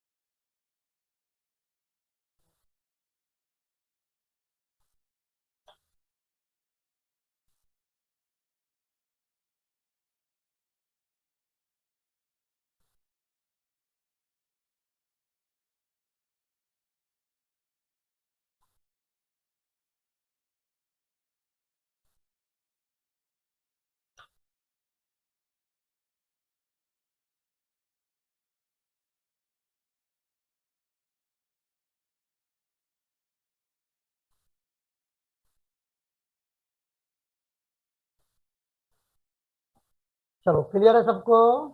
यहां तक कोई दिक्कत है किसी को? एनीबडी? अच्छा, तो ये तो बात हुई तब जब कोई इलेक्ट्रॉन हायर एनर्जी लेवल से लोअर एनर्जी लेवल में जंप करता है, ऊपर से नीचे। तो इनके बीच का जो गैप होगा एनर्जी लेवल, वो क्या होगा? वो आपको रेडिएशन के तौर पे बाहर निकलेगा, बाहर मिलेगा, ठीक है। लेकिन यहां पर एक बात और भी आती है। बात ये आती है कि मुझे नीचे यानी लोअर एनर्जी लेवल से अगर मुझे हायर एनर्जी लेवल में लेके जाना है, तो है ना, तो जरा बात को समझना बेटा, यहां पे ध्यान दो, सभी लोग गौर से देखेगा भाई, बहुत इंपॉर्टेंट ये क्वेश्चन इस पे आते हैं। अगर कोई इलेक्ट्रॉन फर्स्ट ऑर्बिट में है, अगर कोई इलेक्ट्रॉन मान लीजिए फर्स्ट ऑर्बिट में है, तो जो इलेक्ट्रॉन जिस ऑर्बिट में रहता है उसको हम बोलते हैं कि ये ग्राउंड स्टेट में है। क्या बोलते हैं बाबू? क्या बोलते हैं? उसको बोलते हैं कि ये अपना ग्राउंड स्टेट में है। क्या बोलेंगे इसको? ग्राउंड स्टेट में है, ठीक है। अब अगर इस इलेक्ट्रॉन को तुम एनर्जी दे दोगे, तो ये हायर एनर्जी लेवल में भी जंप कर सकता है, ठीक है। मान लिया जाए आपने इसको 10.2 इलेक्ट्रॉन वोल्ट दे दिया, तो ये इलेक्ट्रॉन कहां नजर आएगा? सेकंड। अगर इस इलेक्ट्रॉन को 10.2 इलेक्ट्रॉन वोल्ट दे दिया, तो ये कहां नजर आएगा? सेकंड ऑर्बिट में। सेकंड में पता चलेगा, यस। अगर आपने 12.1 इलेक्ट्रॉन वोल्ट दे दिया, तो कहां नजर आएगा ये electron? Third orbit. Orbit. Third orbit में समझ आएगा, यस, है ना। तो ग्राउंड स्टेट के ऊपर जितने भी इसके ऑर्बिट हैं वो इसके लिए हायर एनर्जी लेवल का ऑर्बिट कहलाएगा, और वो सारे को हम बोलते हैं एक्साइटेड स्टेट। क्या बोलेंगे बाबू? These all orbits are called excited state. क्या बोलेंगे बाबू? इसको छोड़ करके जो भी इसके ऊपर वाला जो ऑर्बिट होंगे उसमें एनर्जी ज्यादा होगा, इसको हम बोलेंगे एक्साइटेड स्टेट बोलेंगे। ये सारे को क्या बोलेंगे? एक्साइटेड स्टेट हम बोलेंगे। क्लियर है बाबू? एनीवन किसी को भी? अब इसमें भी जानते हो क्या है क्वेश्चन, क्या पूछेगा? फर्स्ट एक्साइटेड स्टेट में जाने के लिए कितना एनर्जी चाहिए, सेकंड एक्साइटेड स्टेट में जाने के लिए कितना एनर्जी चाहिए। तो क्या हो जाएगा, ये जो हुआ अगर ये 1 है n इज इक्वल टू, तो n इज इक्वल टू क्या कहलाएगा? ये कहलाएगा फर्स्ट एक्साइटेड स्टेट। ये क्या कहलाएगा? n3। ऑर्बिट 3 क्या कहलाएगा? Second excited state. आप लोग गलती क्या करते तो पता है आपको? आपको पूछा जाता है फर्स्ट एक्साइटेड स्टेट, आप क्या करते हो? n इज इक्वल टू 1 ले लेते हो, है ना। n 1 नहीं लेना बेटा, वो जहां पर है ना उसको 1 ऐड करना पड़ेगा, that is called first excited state. ठीक है। अब बोलो सेकंड एक्साइटेड स्टेट, आप क्या करते हो? n इक्वल 2 ले लेते हो। n इक्वल 2 नहीं लेना है, जहां पर वो है उसमें 2 और ऐड करो, उस ऑर्बिट में जाने की बात हो रही है, समझ गया? तो टर्मिनोलॉजी को समझो, first excited state, second excited state and so on. ठीक है। तो फर्स्ट एक्साइटेड स्टेट यहां पर क्या हो जाएगा बाबू? n इज इक्वल टू 2 को हम क्या बोलेंगे? इसको बोलेंगे फर्स्ट एक्साइटेड स्टेट। ठीक है। इसको क्या बोलेंगे? n इज इक्वल टू 3 के लिए क्या बोलेंगे? Second excited state and so on. अब कहां से कहां भेजना है, कितना एनर्जी देना पड़ेगा वो आप समझ सकते हो। कितना एनर्जी देना पड़ेगा वो आप समझ सकते हो। ठीक है। अच्छा अच्छा, इसके बाद देखो बेटा समझो,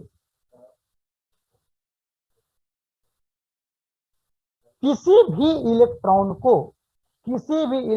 को उसके ग्राउंड लेवल से एक्साइटेड स्टेट में भेजने के लिए जो मुझे एनर्जी बाहर से देनी पड़ती है, ये एनर्जी बाहर देना पड़ेगा बाबू। क्यों? क्योंकि ये कम है, यहाँ पे ज्यादा हो जाएगा, तो ज्यादा कहां से आएगा? ये मुझे देना पड़ेगा। तो जो हम बाहर से एनर्जी सप्लाई करते हैं एक्साइट करने के लिए, उसको हम बोलते हैं एक्साइटेशन एनर्जी बोलते हैं। क्या बोलते हैं? एक्साइटेशन एनर्जी बोलते हैं। क्या बोलते हैं बाबू? Excitation energy. ठीक है। अब सवाल ये उठता है कि सर एक्साइटेशन एनर्जी तो अलग अलग हो सकता है। बिल्कुल अलग अलग हो सकता है। एक्साइटेशन एनर्जी डिपेंड करेगा कि आखिर आप किस ऑर्बिट से किस ऑर्बिट में ले जाना चाहते हो। अगर तुम 1 से 2 में ले जाना चाहते हो तो एक्साइटेशन एनर्जी कितना हो जाएगा? ओनली 10.2।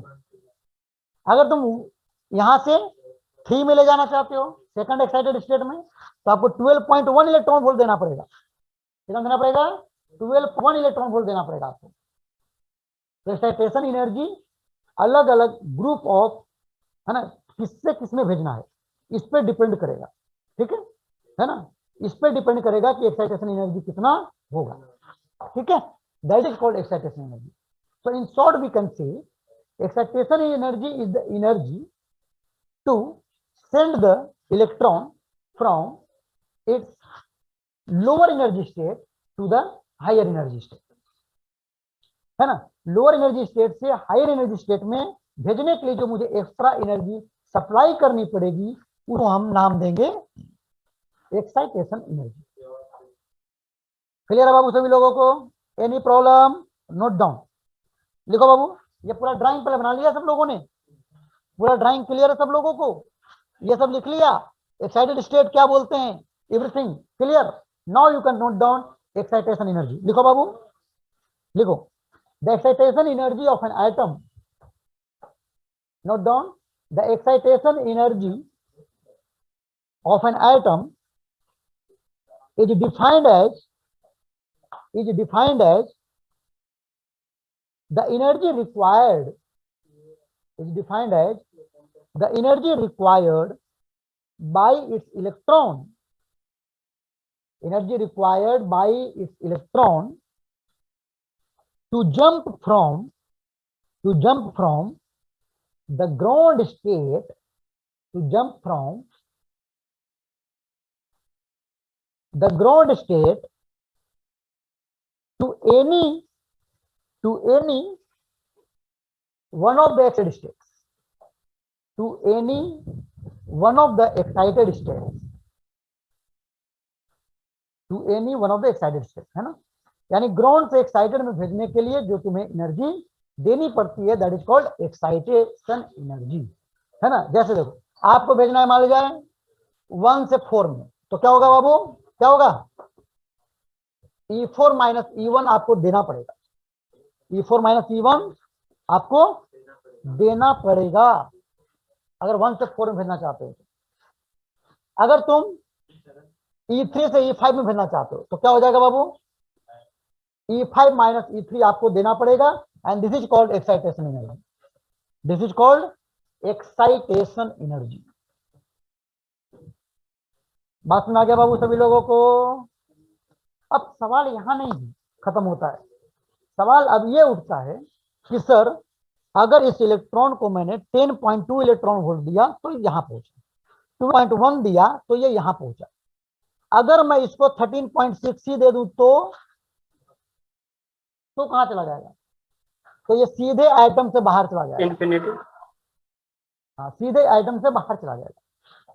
अब बोलोगे सर इसको, ये अगर सेकंड स्टेट में ऑलरेडी इलेक्ट्रॉन है जिसकी एनर्जी -3.4 इलेक्ट्रॉन वोल्ट है, अगर इसको मैं +3.4 दे दूं तो क्या होगा, तो सीधे ये इसको एनर्जी 0 हो जाएगा।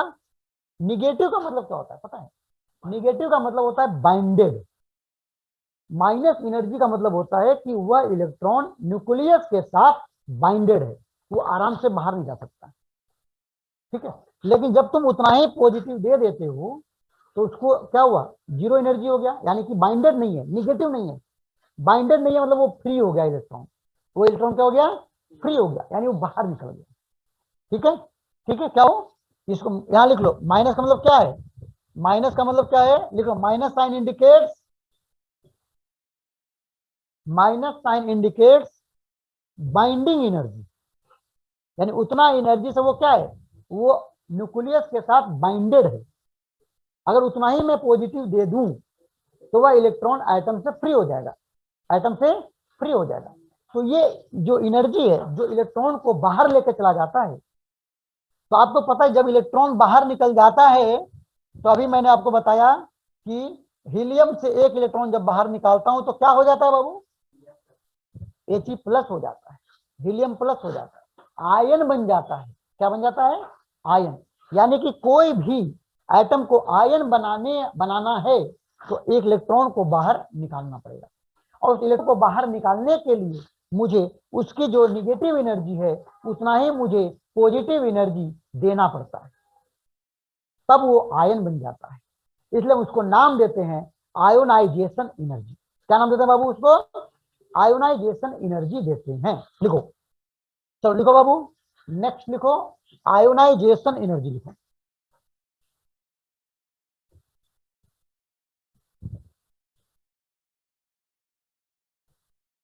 लिखो आयोनाइजेशन एनर्जी लिखो बाबू, सभी लोग लिखो आयोनाइजेशन एनर्जी। आयोनाइजेशन एनर्जी क्या होता है जरा वो समझो। चल लिखो बाबू, लिखो सभी लोग, लिखो it may be defined as, देखो it may be defined as, it may be defined as the energy required, it may be defined as the energy required to knock an electron completely, to knock, knock मतलब KNOCK, हर निकालना, to knock an electron completely out of the atom, out of the atom, ठीक है। अब किस orbit में कितना energy है वो देख सकते हो तुम लोग, है ना। अगर मैं पूछूं फोर्थ ऑर्बिट के इलेक्ट्रॉन को बाहर निकालने के लिए आयोनाइजेशन एनर्जी कितना लगेगा? एनीबडी?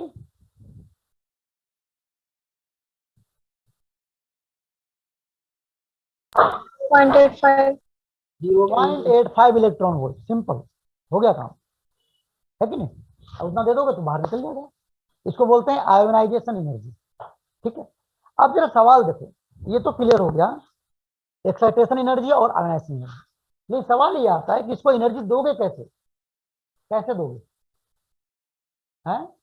ऐसा तो नहीं कि जल चढ़ा दिया भाई साहब, हैं? ऐसा तो नहीं है ना? कि लोटा में पानी लेके गए हो भाई, जय हो इलेक्ट्रॉन, आप निकल जाइए, प्रकट होइए एटम से, हैं? ऐसा तो नहीं हो सकता बाबू। क्या करोगे? क्या करोगे? तो आपको मैंने इलेक्ट्रोस्टैटिक में पढ़ाया था कि कोई भी चार्ज को अगर कुछ पोटेंशियल डिफरेंस से एक्सीलरेट कर दिया जाए तो उसमें उतना एनर्जी आ जाता है बाबू? बताया था नहीं बताया था? भूल गया? मैं क्या बताया था? बताया था अगर कोई क्यू चार्ज है और जीरो पोटेंशियल से भी पोटेंशियल तक अगर लेके जाते हो इस क्यू को, तो इसमें एनर्जी बढ़ जाती है। कितना? क्यू इंटू भी। होता है ना बाबू?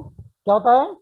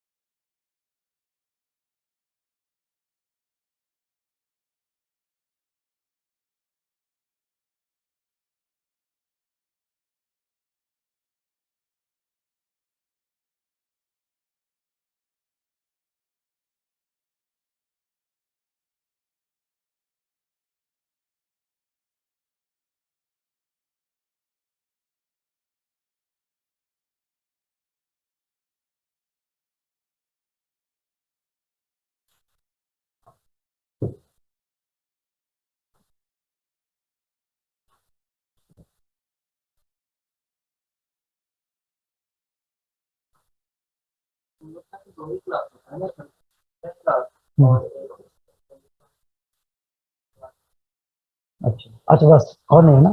फिर ठीक है, फिर ठीक है। चलो आगे बाबू सभी लोग। अब देखो यहाँ पर, तो मैंने क्या बोला कि अगर एनर्जी देना है तो चार्ज को उतना पोटेंशियल डिफरेंस से मुझे क्या करना पड़ता है? एक्सीलरेट कराना पड़ता है, ताकि उतना एनर्जी उसमें आ जाए। तो अगर इलेक्ट्रॉन लूंगा मैं और इलेक्ट्रॉन को अगर जीरो से भी पोटेंशियल डिफरेंस पे अगर मैं लेके चला गया तो इसमें एनर्जी कितना आ जाएगा? इतना इलेक्ट्रॉन वोल्ट आ जाएगा, है ना? तो एनर्जी मिल गया उसको। तो वो क्या हो सकता है? वो एक्साइटेड स्टेट में भी जा सकता है इस एनर्जी को यूज करके, या ये सीधे आयोनाइज भी हो सकता है। तो इस एक्साइटेशन एनर्जी को पूरा करने के लिए या आयोनाइजेशन एनर्जी को पूरा करने के लिए किसी इलेक्ट्रॉन को कितना वोल्ट से एक्सेलरेट करना है, उसी को बोलते हैं एक्साइटेशन पोटेंशियल। अगर एक्साइटेड के लिए यूज हुआ तो इसको बोलेंगे एक्साइटेशन पोटेंशियल।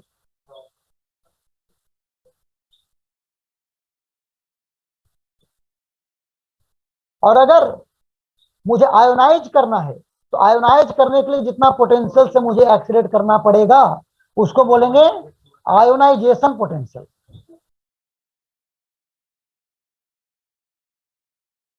बात समझ में आ गया बाबू? बात समझ में आया सबको? यस और नो? सर एक्साइटेशन वाला कैसे बताया? एक्साइटेशन एनर्जी चाहिए आपको, है ना? तो इतना एनर्जी कहां से लोगी?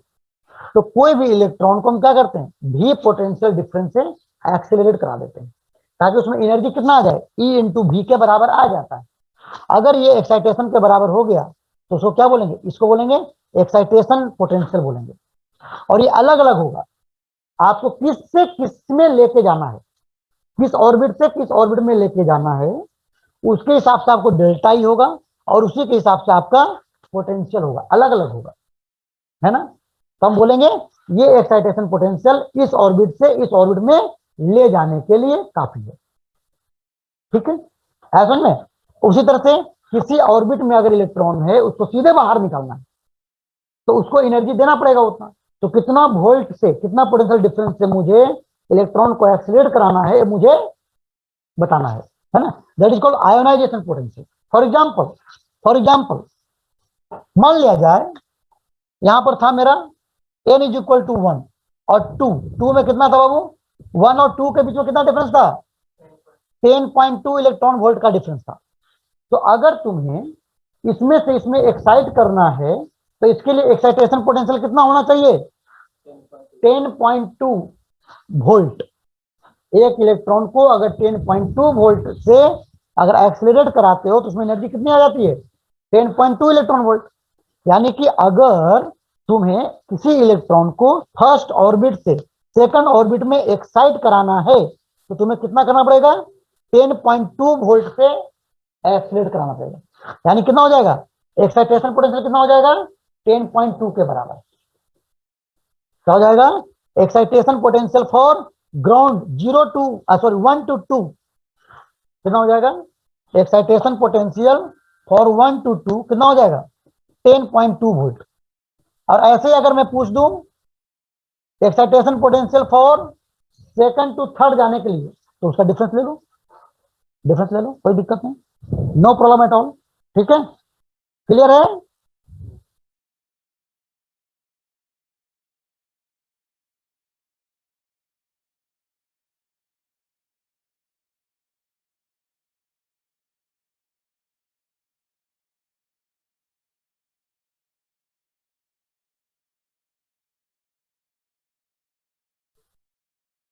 क्लियर है बाबू, समझ में आ गया आपको।